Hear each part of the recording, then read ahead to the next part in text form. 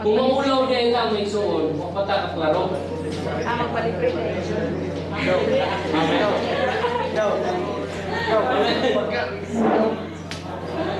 Pero lahat ng punang may suon na o karapitaw. Uy, librihin na lang mo. Nagpalibre na lang mo ta. Hindi naman ang bad. Wala bad na, no? It's better na nanayog ka kaysa nanawa ka. No? Pero sometimes, dili na mo din na, no? Dili kay... Siguro, na yung may suon yung tanong, shepherd. Wala problema, no? Libre, wala problema. But as long as you are in the Spirit, tanawag yun kung leading ba na sa Spirit or leading. It is according to and from the Spirit or not. It is according to life or not. Amen? So, my son, let's proceed. The church has only, my son, the church has only one color. No yellow race, no white, red, no. Only one color, and that is heavenly blue. Amen. So, heavenly. Langit nun lang ang color. Mura na. Wala na ilain pang hisgutan. Wala na ilain pang tandugo na ito pang isang butang na. Wala na. Only one. That is heavenly blue. According to the Lord's sovereignty, the epistle to Philemon was written before the epistles to Timothy and Titus.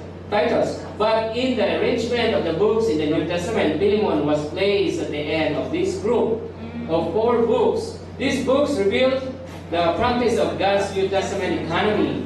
And Philemon shows us a particular aspect of that practice. Amen. So, sa buhato na ito, may son. In the practice of the economy of God, it is crucial that all social ranks and differences among races and nations are swallowed up. Amen. Dari na po, kanina, ginalipay. Karon, gilamoy na po. Amen. No? The new man. In the new man, sa to? All social ranks and differences among races and nations are swallowed up. One time, join ko sa churching mga igsoon, in Taiwan, sa part sa Taiwan, sila sa Walgen. During sa shepherd Benito, among driver sa kanang nag-drive sa Muang, ikan sa airport mga igsoon, kung sa kay igsoon nga head siya sa tanang mga surgeons. Taas ng rango, no? Taas ng rango. Then kaning igsoon, ingon nga, indot kayo na, along the story na, isgot. Tapos ingon na nung, Brad, ano sa'yo mong trabaho, Brad? Diyan naman ko sa kwan, tinagyan naman yung hospital ko ba? Diyan ako, Brad, no? Karang, diyan ako katrabaho. Then pag-abot na dito sa kwan, sa meeting, na kahisgot, kinsay driver ninyo, si Kwan, ana. Dinay sa kahisgot, si Kwan, ganito nga, murasit na pa, mga taas kita yung ranggo. Si Kwan, mo man itong sikat nga surgeon din eh. Surgeon sa, I think, sa heart, na siguro siya, specialist. Then, natingala to brother. Kaya na siya, Kwan dito siya niya, napay na naman siya pa. No? Kwan dito, taas dito, ranggo rin sa sosyal. Maayo dito. Then pag-abot, then pagkauma, siya na po ang nahimo namang driver. Then yan, gidirekta. Brad, kuhan man dahi ka, Brad, no? Kanang hapog man dahi ang imong social rank, Brad, no? Kung sa iyang ingon, ay, brother, design lang na sa tao na to, pagkamatay na to, we are all brothers. We are the same. Title ra na. Hinana lang may suwan. Sometimes, bisang pag itagaan kag taas na posisyon bini sa yuta, you have. Kinahanglan, doon na kay nani nga paglantaw. Nga ang ubang tao mas habog pa nimo kaysa sa imo. Nga mas maayo pa sila kaysa nimo. Amen. Sometimes, kinahanglan, muduol to sa Ginoo para ato makita na. Kaya tungod sa atong learning, master degree ko din. Nasa likod ni mo, master degree na ka, doctorate niyo. Sa likod po, professor na yung Juris Doctor. Sa likod po yun, prosecutor ni, attorney. Nice social ranks. But in the new man, history po na na. Dinhi gali, ginamoy. Ganina ginalipay. Now, it was swallowed up. Ginamoy, suwa lang yung isang trace.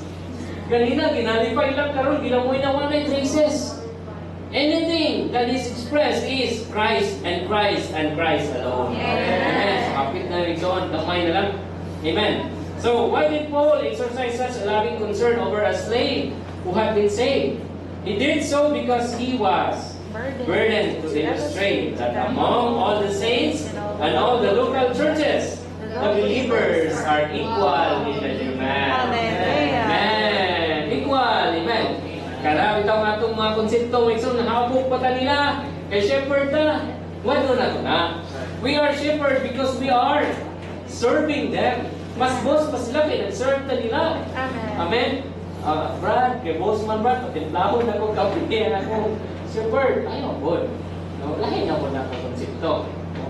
What we are talking here right now is that in the body of Christ, bisan pag-shepherd sila, bisan pag-elder sila, mga co-worker man na sila, habog-habog man nagnaabot mga sa world, still, we are the same. We are equal in the demand. So, why labaw? Wa po yung boss.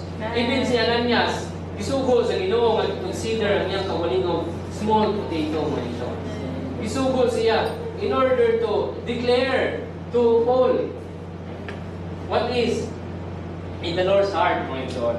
Okay, let me proceed, mga igsoon. So, sa Roman 1, the Apostles' recommendation in verse 17, si Philemon, regarding Onesimus, if then you hold me as a partner, receive him as my partner. So, kay gitanaw ni Pablo, ang partner niya. Muna kaganina, akong giingon sa inyo, mga igsoon, na nubdumin ninyo ni, partner. Kung pasabot niya ay ani, wala lang niya giisip si Onesimus kanyang anak, but as partner. Kung partner gani, bot pasabot nga he can also exercise and do what Paul can do and exercise. Okay? Mubuhat niya sa 19 hangtod 18-19, and if he has wronged you in anything or owes anything, charge that to my account. Nahimo pa siyang accountable sa kung unsay mahitabo, no? Kumbaga andam siya mudo pa. Kung dawaton ninyo ni unya nagsagoy siya, okay, na ako para mo tubag niya. Na siya ka ng inana ka, intimate nga kining pagbati ani niya igsoon.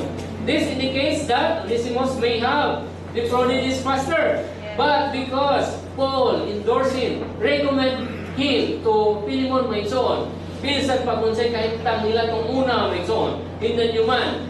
What is behind is still buried behind.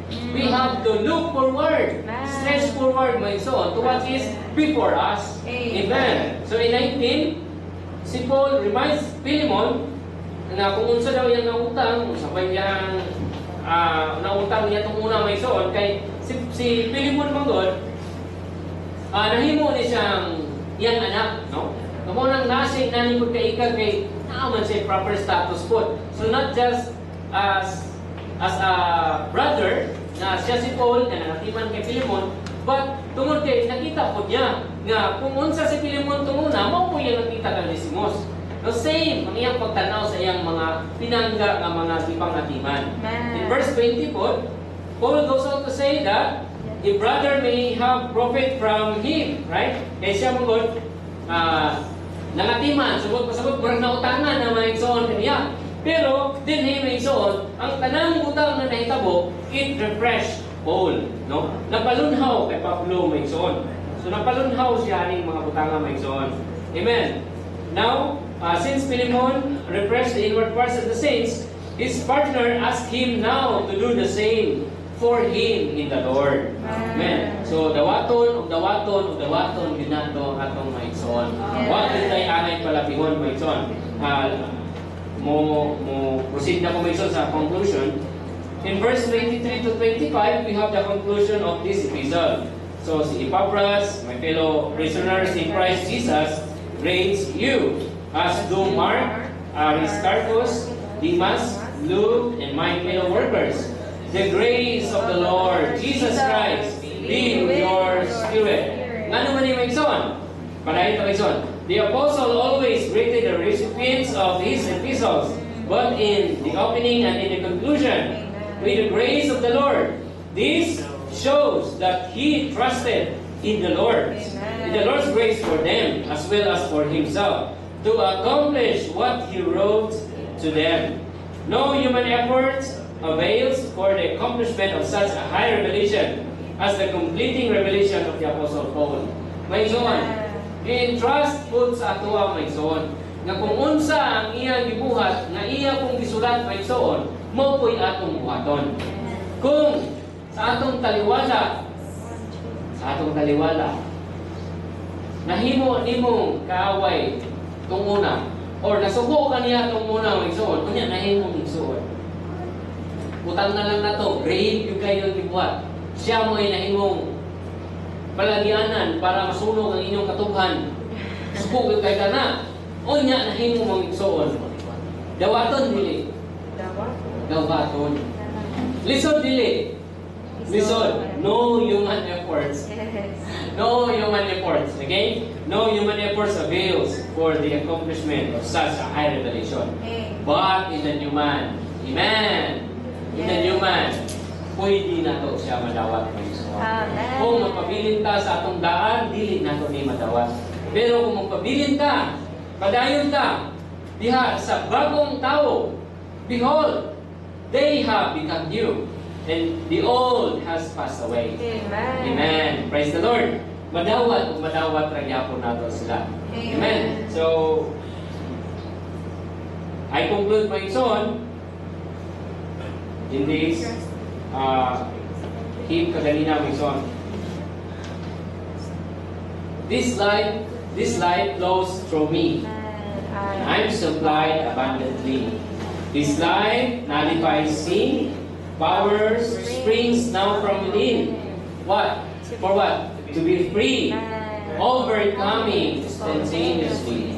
If we want to overcome, if we want to nullify this sin, we have to be in this flowing of life. Kung mawala galitaning agay sa kinabuhi, dili o pilit na makapadayon. Amen. Amen.